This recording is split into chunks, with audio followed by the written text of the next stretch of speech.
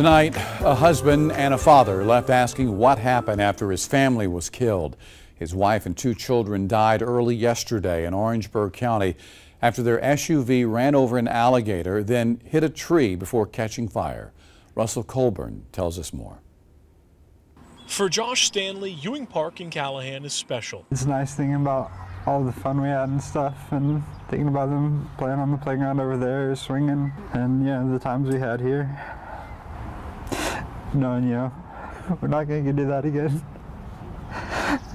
Tuesday, Stanley returned here one day after losing his family. His wife, Amber, only 24 years old, along with their 2-year-old daughter, Autumn, and 4-year-old son, Jack, all killed when troopers say they lost control after hitting a gator on I-95 near I-26 in Orangeburg County before 1 a.m. Monday. Action News Jax obtained video from the scene, which shows the gator still there, as well as debris from the crash. I'll hear some kid say dad or something.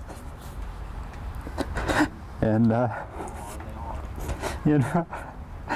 I'll turn around and know it's not Jack or Autumn, but for a split second, it's just like,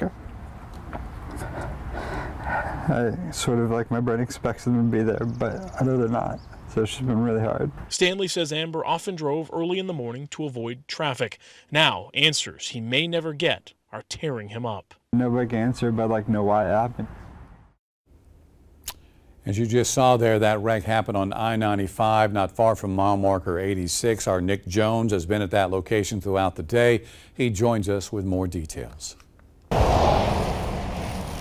Most of us use the interstate to travel on vacation or find our way home. People from all across the country use I-95 to go up and down the East Coast. One family in Florida in particular were traveling north and just passed the I-26 and I-95 interchange. The South Carolina Highway Patrol says a mom and 2 kids were in their Kia Soul and came across an alligator on the road.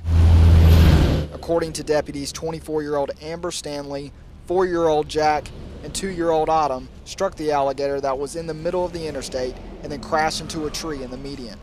South Carolina Highway Patrol says that car caught on fire and that all 3 died as a result of the burns they suffered. Although they see it from time to time, deputies say it's out of the ordinary to see alligators out on the interstate.